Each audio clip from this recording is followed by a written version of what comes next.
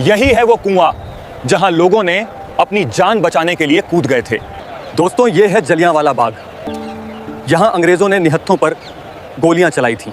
तो वीडियो को पूरा देखें और चैनल को सब्सक्राइब कर लीजिए। इतिहास के पन्नों में कुछ तारीखें स्याही से नहीं बल्कि बेगुनाहों के लहू से लिखी जाती हैं। 13 अप्रैल 1919 यह महज एक तारीख नहीं बल्कि ब्रिटिश साम्राज्य के माथे पर लगा वह कलंक है जिसे सदियों की बारिश भी नहीं धो सकती। पंजाब के हृदय अमृतसर में स्थित जलियांवाला बाग की मिट्टी आज भी लाल है। अगर उस मिट्टी को मुट्ठी में भींच कर सुना जाए तो आज भी उसमें से चीखों, सिसकियों और आजादी के नारों की गूंज सुनाई देती है। लेकिन यह मौत का तांडव अचानक नहीं हुआ था। इसके पीछे कई सालों का धोखा, क्रूरता और एक ऐसे काले कानून की साजिश थी जिसने पूरे हिंदुस्तान की आत्मा को छलनी कर दिया था। कहानी की शुरुआत होती है प्रथम विश्व युद्ध 1914 से 1918 के दौर से, जब ब्रिटेन यूरोप के मैदानों में अपनी बादशाहत बचाने के लिए लड़ रहा था। तब हिंदुस्तान के लाखों वीर सपूत अंग्रेजी फौज की वर्दी पहनकर अपना खून बहा रहे थे। भारतीयों को एक भोली सी उम्मीद थी कि युद्ध में इस असीम वफादारी और शहादत के बदले अंग्रेजी हुकूमत उन्हें आजादी की ओर ले जाने वाले कुछ अधिकार देगी। लेकिन साम्राज्यवाद की फितरत में एहसानमंदी नहीं, केवल धोखा होता है। युद्ध के दौरान ब्रिटिश सरकार ने भारत में उठ रही आजादी की आवाजों को कुचलने के लिए डिफेंस ऑफ इंडिया एक्ट 1915 लागू किया था। यह एक आपातकालीन कानून था जिसके तहत पुलिस को असीमित ताकतें दे दी गई थीं। बिना किसी वारंट के गिरफ्तारी, बिना मुकदमे के जेल, यह सब आम बात हो गई थी। भारतीयों ने इसे युद्ध के समय की मजबूरी समझकर बर्दाश्त कर लिया। लेकिन जब 1918 में युद्ध समाप्त हुआ तो अंग्रेजों ने अपना असली रंग दिखाया। आजादी या रियायत देना तो दूर, उन्होंने भारतीयों के सीने पर एक और खंजर उतार दिया, रॉलेट एक्ट। सिडनी रॉलेट की अध्यक्षता वाली समिति ने डिफेंस ऑफ इंडिया एक्ट की क्रूरताओं को स्थायी बना दिया। फरवरी 1919 में इंपीरियल लेजिस्लेटिव काउंसिल में भारतीय सदस्यों के कड़े विरोध के बावजूद इस बिल को जबरन पास कर दिया गया। यह कोई आम कानून नहीं था, यह एक ऐसा फंदा था जिसे हर हिंदुस्तानी के गले में डाल दिया गया था। इस कानून का एक ही खौफनाक नारा था, न दलील, न वकील, न अपील।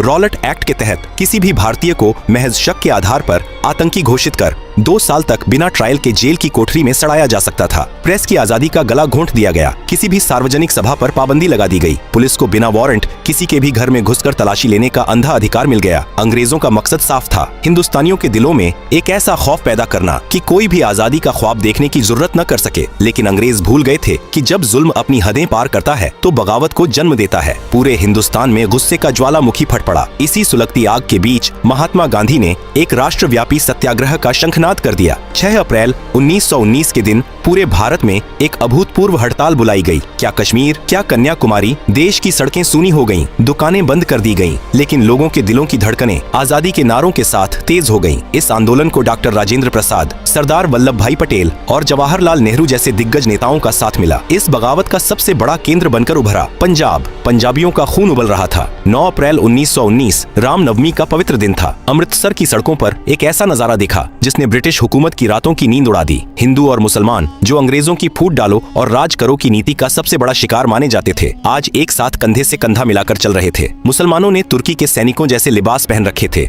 और वे हिंदुओं के साथ एक ही बर्तन से पानी पी रहे थे। यह सिर्फ एक जुलूस नहीं था, यह भारत की एकता का वह महासागर था जिसमें अंग्रेजी राज डूबने वाला था। अमृतसर में इस शांतिपूर्ण लेकिन विशाल आंदोलन का नेतृत्व कर रहे थे 2 बेहद लोकप्रिय नेता, डॉक्टर सत्यपाल और डॉक्टर सैफुद्दीन किचलू। इन दोनों नेताओं की आवाज पर अमृतसर की जनता अपनी जान छिड़कती थी। अंग्रेजों को यह हिंदू मुस्लिम एकता और इन नेताओं का बढ़ता कद किसी खौफनाक सपने जैसा लग रहा था। बौखलाई हुई अंग्रेजी हुकूमत ने कायरता का सहारा लिया। 10 अप्रैल 1919 की सुबह डिप्टी कमिश्नर ने चालाकी से डॉक्टर सत्यपाल और डॉक्टर किचलू को अपने घर बुलाया और उन्हें धोखे से गिरफ्तार कर लिया। उन्हें गुपचुप तरीके से शहर से बाहर निकालकर धर्मशाला की जेल में भेज दिया गया। उधर पंजाब की स्थिति का जायजा लेने आ रहे महात्मा गांधी को भी पलवल रेलवे स्टेशन पर ट्रेन से उतारकर गिरफ्तार कर लिया गया और उनके पंजाब प्रवेश पर प्रतिबंध लगा दिया गया। अंग्रेजों को लगा कि नेताओं को रातों रात गायब कर देने से जनता डर कर अपने घरों में छुप जाएगी, लेकिन यह उनकी सबसे बड़ी भूल थी। जैसे ही डॉक्टर सत्यपाल और डॉक्टर किचलू की गिरफ्तारी की खबर अमृतसर की सड़कों पर फैली, शहर का माहौल बारूद के ढेर में तब्दील हो गया। अपने चहेते नेताओं की रिहाई की मांग को लेकर करीब 50,000 निहत्थे लोग सिविल लाइंस की तरफ बढ़ने लगे। एक तरफ आजादी के दीवाने निहत्थे भारतीय थे और दूसरी तरफ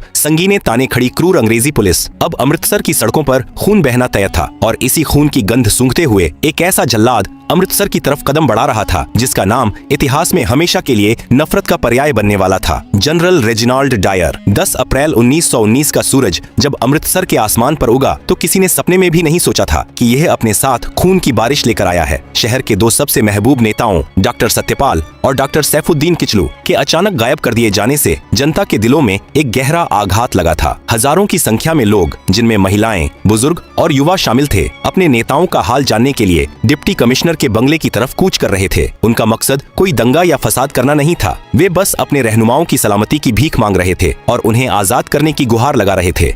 लेकिन अंग्रेजी हुकूमत के सिर पर सत्ता का ऐसा नशा सवार था कि उन्हें हिंदुस्तानियों की हर आवाज बगावत लगने लगी थी। हालगेट पुल के पास इस निहत्थे और शांतिपूर्ण हुजूम का सामना अंग्रेजों की संगीनों से हुआ। बिना किसी पूर्व चेतावनी के अंग्रेजी पुलिस ने इस शांतिपूर्ण भीड़ पर सीधी गोलियों की बौछार कर दी। पलक झपकते ही सड़क पर लाशें गिरने लगीं। जिन हाथों में कुछ देर पहले तक शांति की तख्तियां थीं, वे अब अपने ही भाइयों के खून से सन चुके थे। अपने निर्दोष साथियों का लहू सड़क पर बहता देख जनता का धैर्य जवाब दे गया। जो भीड़ कुछ देर पहले तक शांति की अपील कर रही थी, वह एक उग्र तूफान में बदल गई। जिस गांधीवादी अहिंसा का पाठ वे इतने दिनों से पढ़ रहे थे, वह ब्रिटिश पुलिस की इस बर्बरता के आगे टूट गया। भीड़ का गुस्सा एक अंधी आग बन चुका था। अमृतसर की सड़कों पर कोहराम मच गया। क्रोधित और बेकाबू भीड़ ने नेशनल बैंक और अलायंस बैंक की इमारतों को आग के हवाले कर दिया। इस हिंसक झड़प में 5 ब्रिटिश अधिकारी मारे गए और कई सरकारी इमारतों को जलाकर खाक कर दिया गया। लेकिन इसी दिन एक ऐसी घटना घटी जिसने अंग्रेजों के भीतर बदले की सबसे भयानक और अमानवीय आग को जन्म दिया। यह थी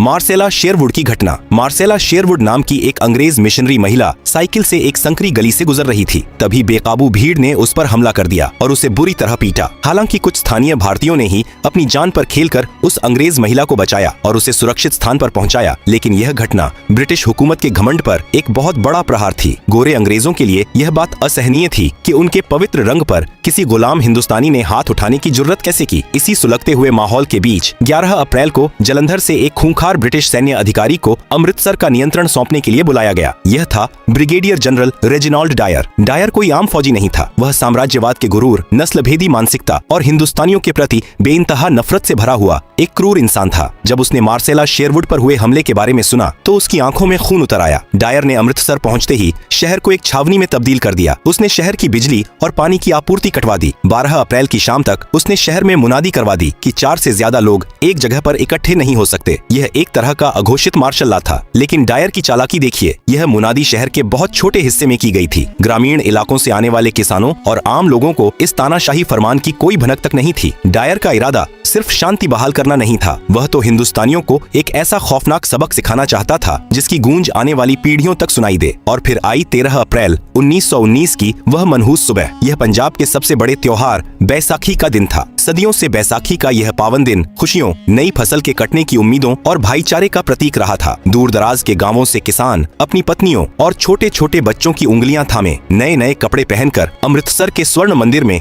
मत्था टेकने आ रहे थे। पूरे शहर में एक तरफ त्योहार की रौनक और उल्लास था तो दूसरी तरफ अंग्रेजी बंदूकों का खामोश और खूंखार पहरा। स्वर्ण मंदिर के ठीक बगल में एक 6.5 एकड़ का मैदान था, जलियांवाला बाग। यह कोई खूबसूरत बगीचा नहीं था, बल्कि चारों तरफ से ऊंचे ऊंचे मकानों और पक्की दीवारों से घिरा हुआ एक मैदान था। इसके अंदर जाने और बाहर निकलने के लिए बस एक ही बहुत संकरा सा रास्ता था। जो गांव वाले मीलों का सफर तय करके अमृतसर आए थे, वे स्वर्ण मंदिर में दर्शन करने के बाद सुस्ताने के लिए इस जलियांवाला बाग में आकर बैठने लगे। कोई पेड़ की छांव में अपने बच्चों को रोटियां खिला रहा था, कोई कुएं के पास बैठकर अपनी थकान मिटा रहा था, तो कोई मेले के खिलौने खरीद रहा था। उसी दिन शाम के वक्त रॉलेट एक्ट के काले कानून और अपने नेताओं की गिरफ्तारी के विरोध में शहर के कुछ स्थानीय नेताओं ने उसी जलियांवाला बाग में एक शांतिपूर्ण सभा का आयोजन किया था। धीरे धीरे वहां लोगों की भीड़ बढ़ने लगी। क्या हिंदू, क्या मुस्लिम, क्या सिख, सभी धर्मों और हर उम्र के लोग उस बाग में मौजूद थे। शाम के करीब 4:30 बज रहे थे और उस मैदान में लगभग 15,000 से 20,000 लोगों का हुजूम जमा हो चुका था। एक लकड़ी के मंच पर खड़े होकर नेता शांति, एकता और देश प्रेम के भाषण दे रहे थे। हवा में आजादी की मीठी मीठी सुगबुगाहट थी।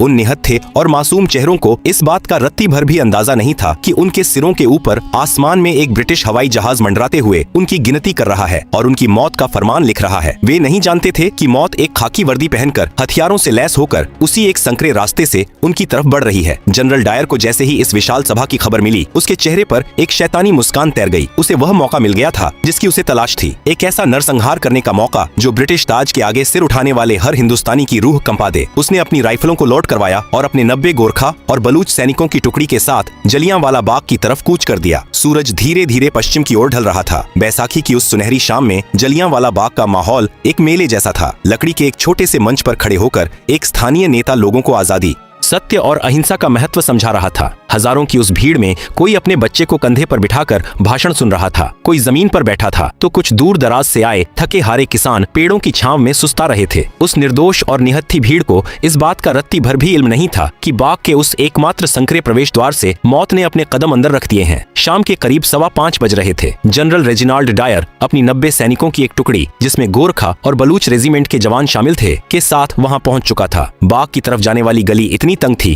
कि उसकी मशीन गन से लैस 2 बख्तरबंद गाड़ियां अंदर प्रवेश नहीं कर सकीं। डायर ने उन्हें बाहर ही छोड़ दिया और अपने सैनिकों को लेकर अंदर दाखिल हो गया। बाग में प्रवेश करते ही उसने सबसे पहला और सबसे खौफनाक काम यह किया कि उस एकमात्र निकास द्वार को अपने सैनिकों से पूरी तरह ब्लैक करवा दिया। अब वह 6.5 एकड़ का मैदान एक विशाल बूचड़खाने में तब्दील हो चुका था, जिसके अंदर 20,000 बेगुनाह हिंदुस्तानी किसी पिंजरे में कैद परिंदों की तरह फंस चुके थे। डायर के सीने में इंसानियत नाम की कोई चीज नहीं बची थी। उसने भीड़ को तितर बितर होने के लिए न तो कोई चेतावनी दी, न हवा में कोई हवाई फायर किया और न ही किसी मुनादी का सहारा लिया। उसका मकसद उस भीड़ को वहां से भगाना नहीं, बल्कि उन्हें हमेशा के लिए सुलाना था। उसने एक ठंडी और बेरहम निगाह से उस अपार भीड़ को देखा और अपने सैनिकों को पोजीशन लेने का इशारा किया। अगली ही पंक्ति में खड़े 50 राइफलधारी सैनिक अपने घुटनों के बल जमीन पर बैठ गए और उन्होंने अपनी ली एनफील्ड राइफलों की ठंडी नालें उस अनजान भीड़ की तरफ तान दी। डायर के होंठ हिले और उसके मुंह से वह खौफनाक लफ्ज निकला जिसने हिंदुस्तान के इतिहास को लहूलुहान कर दिया। फायर! फायर का आदेश गूंजते ही जलियांवाला बाग गोलियों की गगनभेदी गड़गड़ाहट से दहल उठा। हवा को चीरती हुई शीशे की गर्म गोलियां सीधे हिंदुस्तानियों के सीनों में धंसने लगीं। जो लोग कुछ सेकंड पहले तक शांति से बैठे थे, वे अचानक खून से लथपथ होकर जमीन पर गिरने लगे। कुछ ही पलों में उस बाग में एक ऐसा हाहाकार मच गया जिसकी कल्पना नरक में भी नहीं की जा सकती। लोग अपनी जान बचाने के लिए पागलों की तरह इधर उधर भागने लगे, लेकिन निकास द्वार पर तो खुद मौत बंदूक ताने खड़ी थी। डायर एक पत्थर की मूरत की तरह खड़ा यह खूनी खेल देख रहा था। यह सिर्फ एक अंधाधुंध गोलीबारी नहीं थी, बल्कि एक सोची समझी दरिंदगी थी। डायर जानबूझकर अपने सैनिकों को निर्देश दे रहा था कि गोलियां उस तरफ चलाई जाएं जहां भीड़ सबसे ज्यादा घनी है। जो लोग अपनी जान बचाने के लिए बाग की 10 फीट ऊंची पक्की दीवारों पर चढ़ने की कोशिश कर रहे थे, डायर के सैनिक उन्हें चुन चुनकर अपना निशाना बना रहे थे। दीवार फांदने की कोशिश करते युवा गोलियों का शिकार होकर धड़ाम से जमीन पर गिर रहे थे। किसी के सिर के चीथड़े उड़ गए, किसी की आंतें बाहर आ गईं, तो किसी का मासूम बच्चा उसकी गोद में ही छलनी हो गया। बैसाखी के उजले कपड़े अब गहरे लाल रंग में रंग चुके थे। जब बंदूकों की बौछार से बचने का कोई रास्ता नहीं दिखा, तो बाग में मौजूद सैकड़ों लोगों ने बीचों बीच बने उस इकलौते कुएं की तरफ दौड़ लगा दी। लोगों को लगा कि शायद इस कुएं के अंदर छुपकर वे गोलियों की इस अंधी बारिश से बच जाएंगे। जान बचाने की उस खौफनाक जद्दोजहद में पुरुष, महिलाएं और बच्चे सब एक के ऊपर एक उस गहरे कुएं में छलांग लगाने लगे, लेकिन वह कुआं भी मौत का कुआं बन गया। देखते ही देखते वह कुआं इंसानी लाशों और तड़पते जिंदों से ऊपर तक भर गया। दम घुटने और कुचले जाने से वहां एक अलग ही दर्दनाक मौत ने अपना तांडव किया। बाद में जब उस कुएं से लाशें निकाली गईं, तो उसमें से 120 बेजान शरीर बाहर आए थे। पूरे 10 मिनट इतिहास के पन्नों में दर्ज ये वो 10 मिनट थे जब समय भी अपनी आंखें बंद करके खून के आंसू रो रहा था। उन 10 मिनटों में डायर के सैनिकों ने बिना रुके 1650 राउंड गोलियां दागी। यह अंधी फायरिंग तब जाकर रुकी जब सैनिकों की गोलियां लगभग खत्म होने को आ गईं। फायरिंग थमने के बाद का नजारा और भी ज्यादा भयानक था। बाग की जमीन पूरी तरह से खून के दलदल में बदल चुकी थी। हवा में बारूद की गंध और खून की महक घुल गई थी। आधिकारिक आंकड़ों ने भले ही झूठ बोला हो, लेकिन उस दिन 1000 से ज्यादा लोग अपनी जान गंवा चुके थे और 2000 से ज्यादा लोग बुरी तरह घायल होकर उस मैदान में तड़प रहे थे। जनरल डायर उसी बर्फीली खामोशी और गुरूर के साथ अपने सैनिकों को लेकर वापस लौट गया, जैसे वह कोई बहुत बड़ा युद्ध जीत कर आया हो। उसने अपनी इंसानियत का गला घोंटते हुए किसी भी घायल को अस्पताल पहुंचाने का इंतजाम नहीं किया। शाम ढलते ही डायर ने पूरे अमृतसर शहर में सख्त कर्फ्यू लगा दिया और पानी बिजली काट दी। आदेश था कि जो भी सड़क पर दिखा उसे गोली मार दी जाएगी। वह 13 अप्रैल अप्रैल की रात जलियांवाला बाग के लिए कयामत की रात थी। घायल प्यास से तड़प रहे थे। पानी पानी की सिसकती आवाजें उस अंधेरे बाग में गूंज रही थीं, लेकिन उन्हें पिलाने के लिए वहाँ सिर्फ खून था। उसी काली और डरावनी रात में रतन देवी नाम की एक वीरांगना महिला अपने मृत पति की लाश के पास बाग में बैठी रही, हाथ में एक लकड़ी का डंडा लिए, खून की गंध सूंघकर आने वाले जंगली कुत्तों और सियारों से अपने पति के शव को नोचे जाने से बचाती रही। वो रात महज चीखों, सिसकियों और बेबसी की रात नहीं थी। उस रात जलियांवाला बाग की खून से सनी मिट्टी ने आजादी के लिए एक ऐसा बीज बो दिया था जिससे उठने वाला तूफान अब ब्रिटिश साम्राज्य की जड़ों को उखाड़ फेंकने वाला था। उस रात हिंदुस्तान का हर कोना रोया था, लेकिन उन आंसुओं में अब डर नहीं बल्कि इंतकाम की वह भयानक आग थी जिसे बुझा पाना अब अंग्रेजों के बस में नहीं था। 14 अप्रैल की सुबह जब अमृतसर में सूरज निकला तो उसकी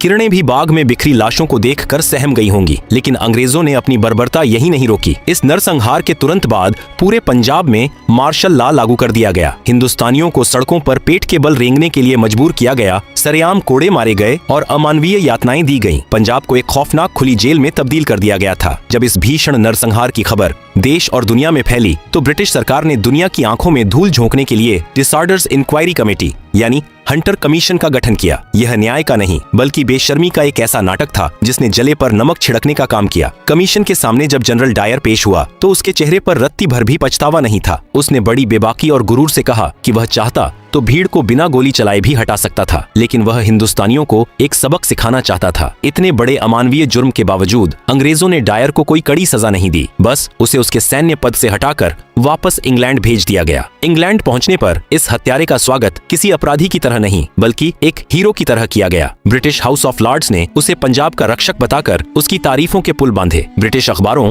और उसके समर्थकों ने चंदा इकट्ठा करके उसे 26,000 पाउंड की भारी भरकम रकम और स्वॉर्ड ऑफ ऑनर भेंट की। अंग्रेजों की इस नीचता ने हर हिंदुस्तानी के सीने में सुलग रही आग को भड़काकर ज्वालामुखी बना दिया। इस घोर अन्याय से आहत होकर नोबेल पुरस्कार विजेता गुरुदेव रवींद्रनाथ टैगोर ने ब्रिटिश सरकार द्वारा दी गई अपनी नाइटहुड की उपाधि ठुकरा दी। उन्होंने वायसराय को लिखे एक कड़े पत्र में कहा कि अब समय आ गया है जब सम्मान के ये तमगे हमारे अपमान के संदर्भ में हमारी शर्म को और बढ़ा देते हैं। उधर महात्मा गांधी ने भी अंग्रेजों से मिले कैसर ए हिंद पदक को वापस लौटा दिया। अब आजादी की लड़ाई केवल अधिकारों की मांग नहीं रह गई थी, यह अब आर पार की जंग बन चुकी थी। जलियांवाला बाग की इस खून से सनी मिट्टी ने भारत को ऐसे दो वीर सपूत दिए जिनकी गूंज से ब्रिटिश साम्राज्य की जड़ें हमेशा के लिए हिलने वाली थीं। जब इस नरसंहार की खबर लाहौर के पास स्थित एक स्कूल में पहुंची तो वहां पढ़ने वाला एक 12 साल का लड़का स्कूल छोड़कर सीधा अमृतसर की तरफ भाग खड़ा हुआ। वह बच्चा कोई और नहीं बल्कि भविष्य के शहीद ए आजम भगत सिंह थे। उस छोटे से बच्चे ने जलियांवाला बाग पहुंचकर वहां की लाल मिट्टी को अपने मासूम हाथों में उठाया, उसे एक कांच की शीशी में भरा और कसम खाई कि वह अपने देश को इन जालिमों के चंगुल से आजाद कराकर ही दम लेगा। वह शीशी भगत सिंह के लिए किसी भगवान की मूरत से कम नहीं थी जिसने उन्हें आगे चलकर हंसते हंसते फांसी का फंदा चूमने की प्रेरणा दी। लेकिन इस कहानी का सबसे खौफनाक और संतोषजनक अध्याय अभी बाकी था। जनरल डायर ने तो गोलियां चलवाई थीं, लेकिन इस पूरे नरसंहार का असली मास्टरमाइंड और पंजाब का तत्कालीन लेफ्टिनेंट गवर्नर माइकल ओडायर था। उसी ने डायर के हर क्रूर कदम को सही ठहराया था। ओडायर रिटायर होकर इंग्लैंड में एक आरामदायक जिंदगी जी रहा था। जनरल डायर तो 1927 में ही लकवा मारने और ब्रेन हेमरेज से तड़प तड़प कर मर चुका था, लेकिन ओडायर का हिसाब अभी बाकी था। जलियांवाला बाग के उस खूनी मंजर का एक चश्मदीद गवाह था जिसके सीने में बदले की आग 21 सालों तक धधकती रही। सरदार ऊधम सिंह। ऊधम सिंह ने अपने देश के बेगुनाहों का खून अपनी आंखों से बहते देखा था। उन्होंने ठान लिया था कि वे इस नरसंहार के मुख्य दोषी को उसी के घर में घुसकर मारेंगे। 2 दशकों तक अपना नाम और भेष बदलते हुए, कई देशों की खाक छानते हुए वह आजादी का दीवाना आखिरकार लंदन पहुंच ही गया। 13 मार्च 1940 का दिन, लंदन का कैक्सटन हॉल। माइकल ओडायर वहां एक सभा में भाषण दे रहा था। सरदार ऊधम सिंह एक मोटी किताब के अंदर पन्नों को रिवॉल्वर के आकार में काटकर उसमें अपनी बंदूक छिपाकर उस हॉल में दाखिल हो चुके थे।